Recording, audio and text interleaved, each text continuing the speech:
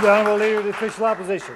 Well, thank you, Mr. Speaker, and it is a privilege for me to be here today, and I do so with the support, as other members have mentioned, with the support of my own district, of course, that being Humber Valley. I also want to thank His Honour the Chief Justice Green for gracing us with his presence today, and also acknowledge our Honourable Premier Marshall as he sits here today in his new role in this legislature. He's the 11th Premier of Newfoundland and Labrador, and it is an historic day for our province. I've noticed in the 3 years that I've been here now, as he's moved from this chair to this chair to this chair, so the Honourable House Leader better be careful.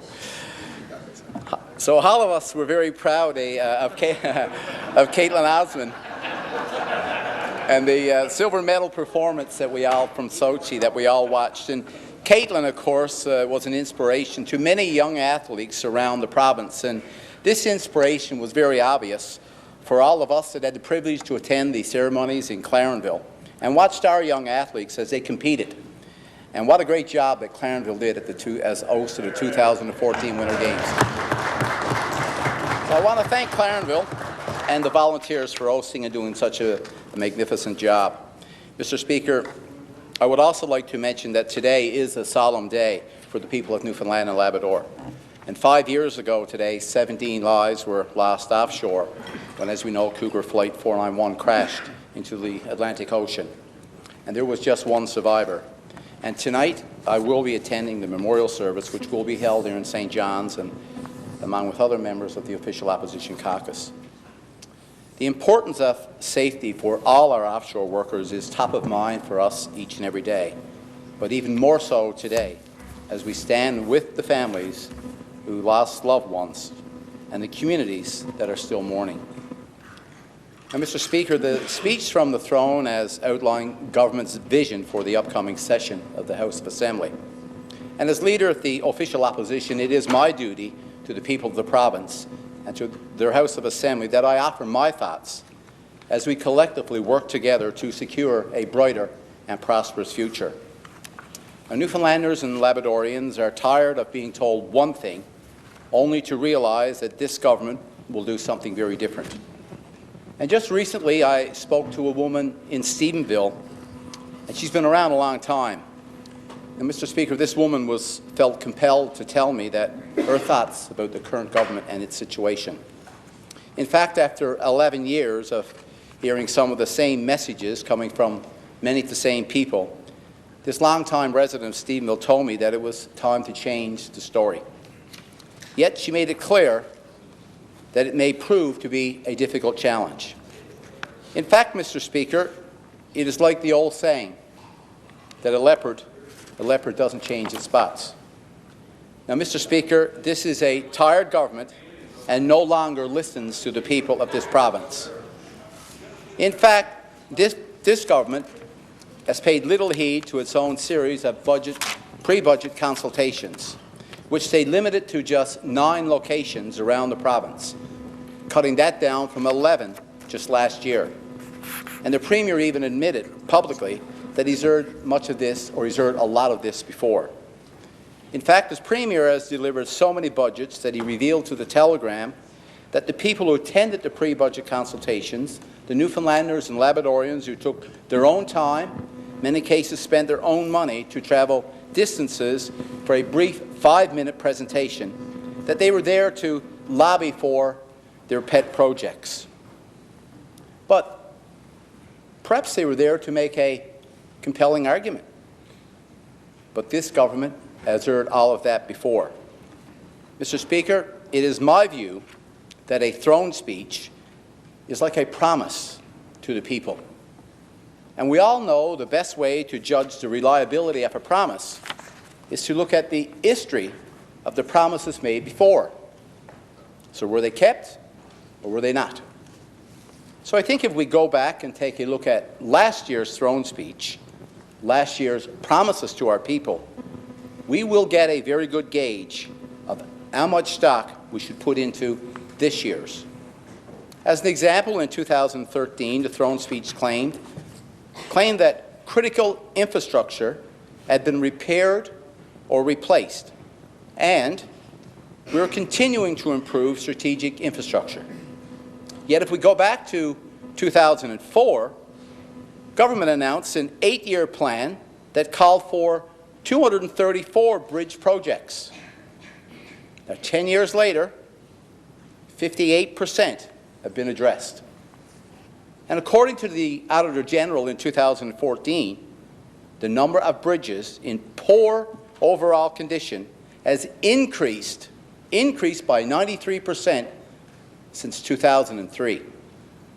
A total of 154 bridges still have an overall poor rating.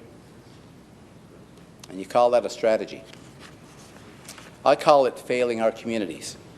And last year, government left the 7 larger communities out of the MOG formula. Yet, the further funding remains uncertain for those communities. In fact, Mr. Speaker, according to last year's throne speech, this government is said to be, they said they are running a government the way a sound business is run, in accordance with effective management principles. But just weeks ago, it was revealed publicly that this government cannot even implement effective oversight on the Muskrat Falls project, neglecting a report to review a report by the sole independent engineer who was hired to ensure the project comes in on time and on budget. Now, incredibly, government admitted that nobody in the Department of Natural Resources is doing detailed oversight on the Muskrat Falls project. It wasn't necessary, they said. Nalcor has the experts to do that. Now, Nalcor, a Crown corporation that only reports once a year, not quarterly like many large corporations do. Nalcor, that as a board of directors, including their chairperson, that in reality, this is not about the individuals. I want to make this quite clear. But there is no expertise on that board, either technical or otherwise, to manage a project of this size.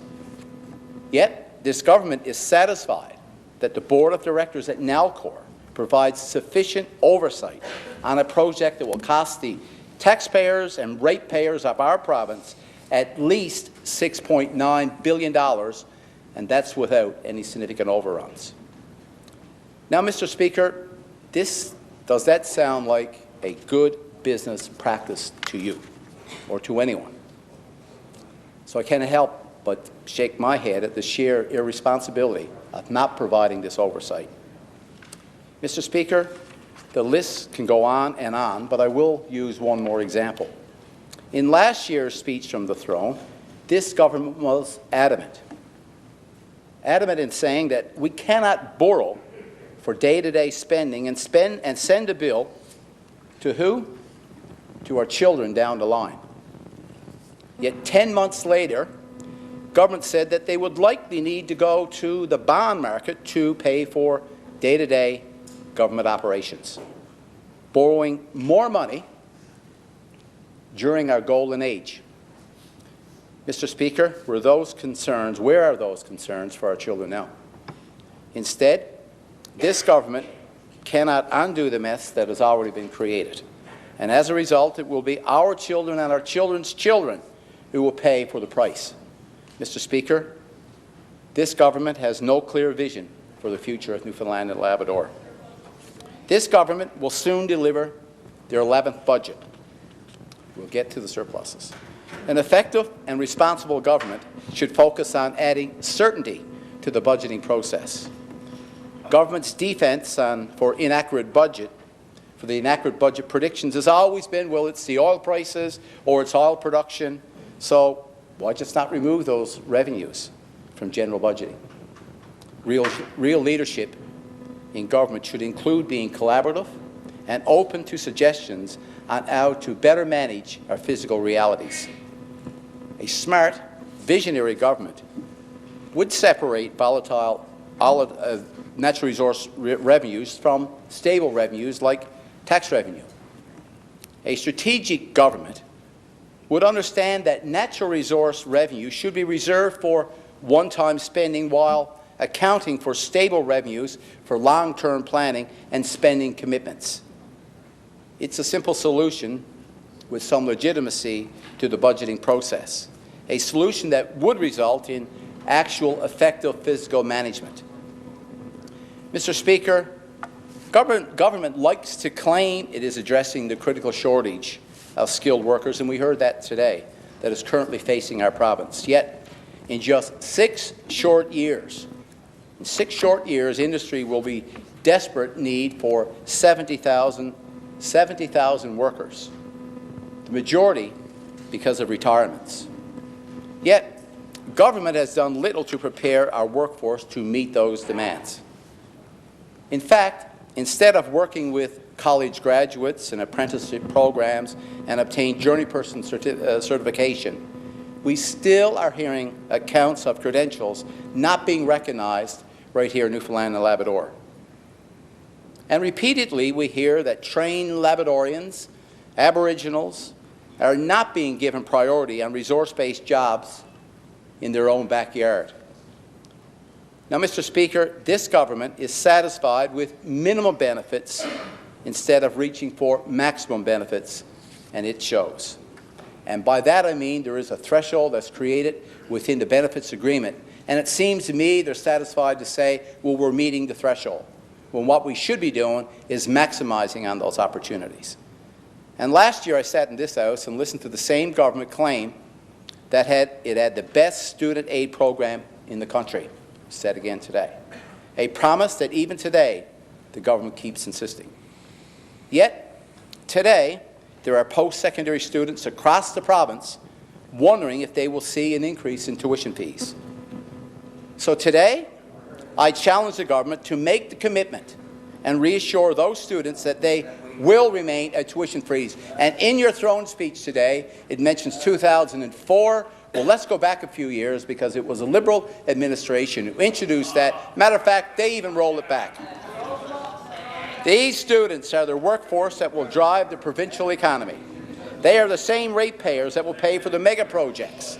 They are the skilled workers that will attract future business to our province and that will drive the potential for economic development. Mr. Speaker, post-secondary students have potential to influence population growth and reverse population decline. The Conference Board of Canada predicts that the population will decline by 45,000 by 2035.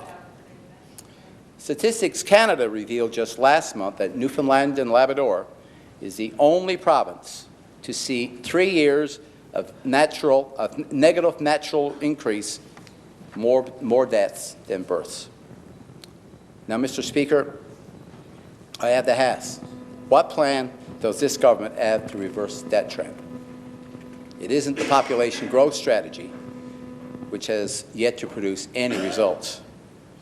It isn't the provincial nominee program or increased immigration, as government slashed the budget for the Office of Immigration and Multiculturalism just last year.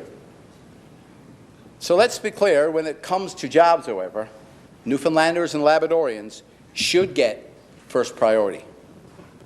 The economic outlook for our province should be good. We should have a sustainable economic plan that will grow wealth based on the sound investments.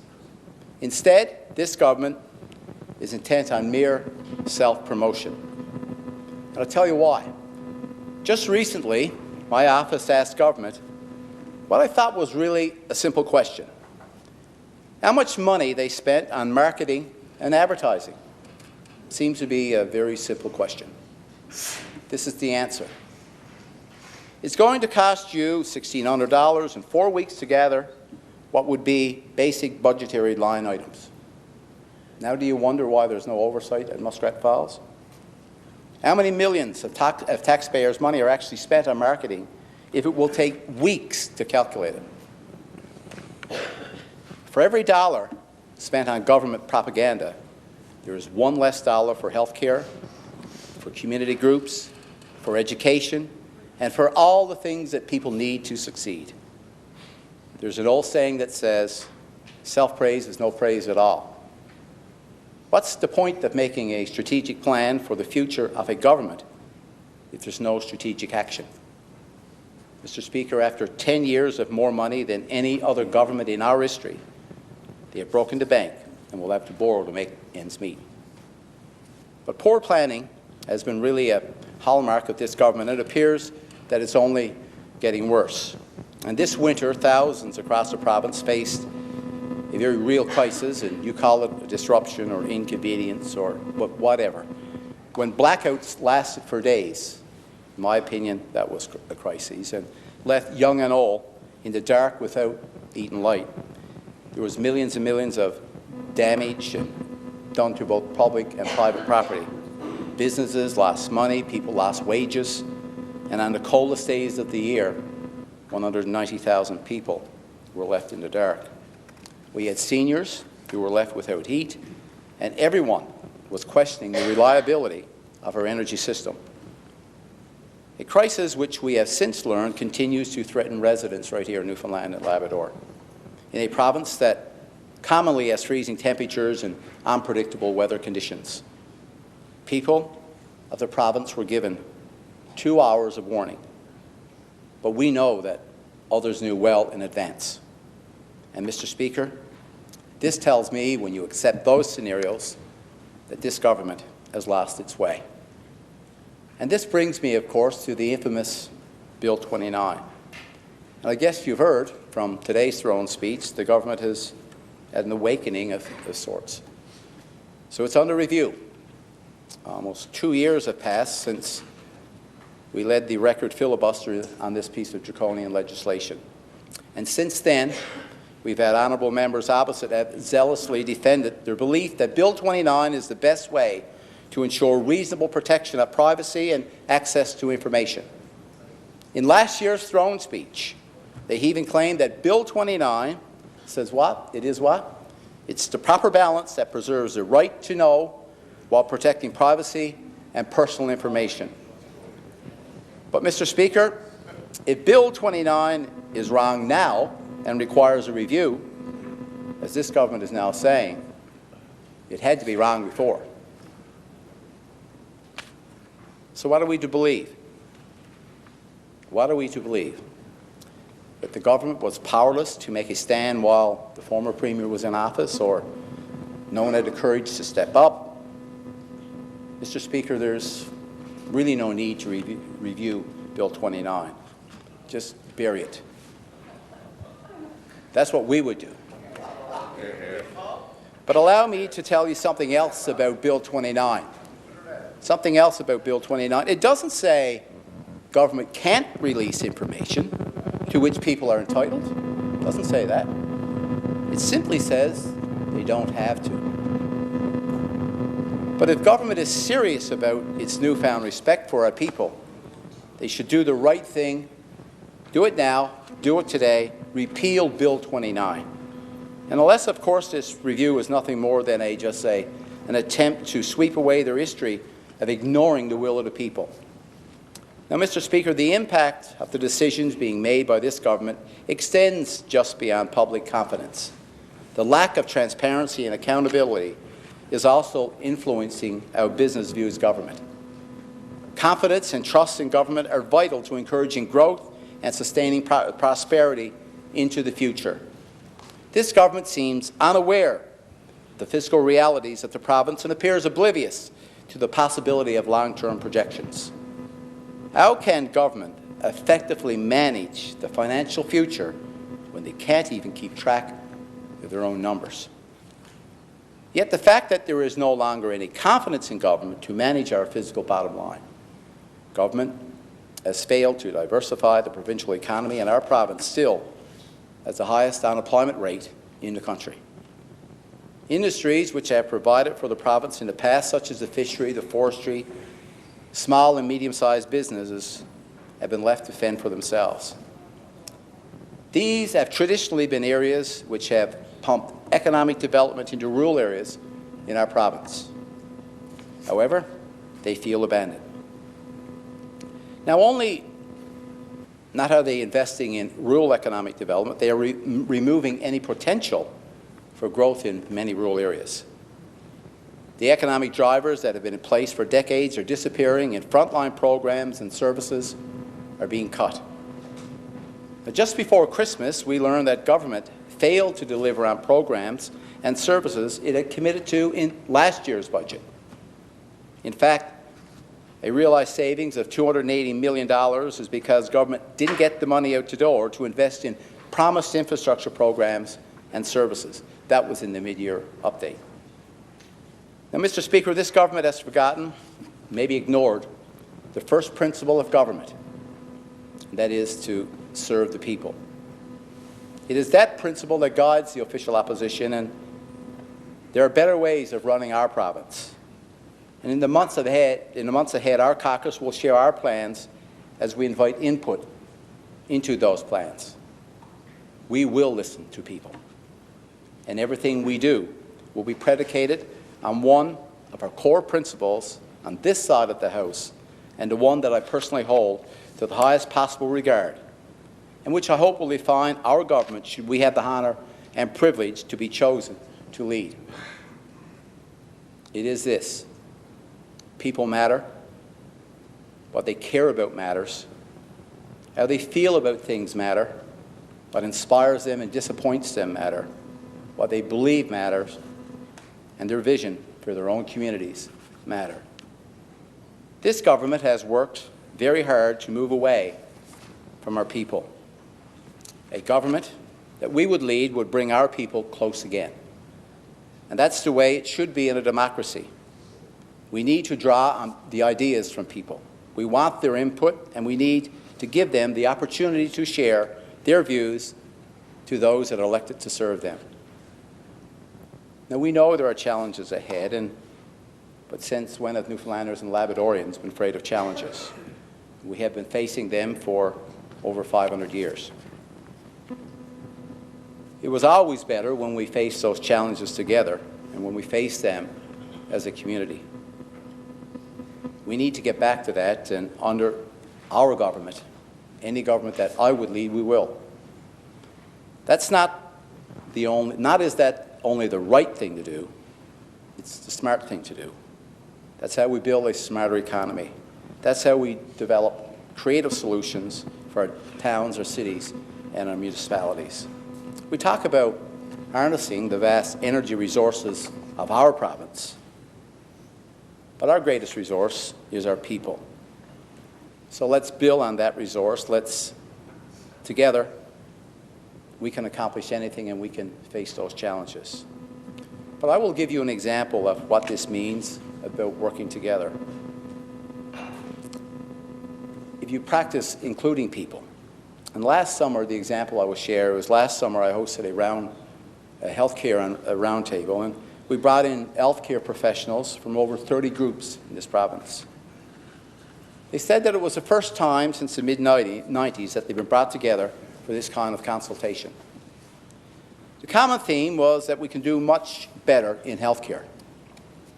And get this, they weren't there lobbying for their own projects or for a pet project, or they weren't looking for more money to be pumped into the system. They said the money was already in the system. All we had to do was a smarter job spending it. And they all said that they could do more under a right plan. That's what can happen when you reach out to people instead of shutting them out.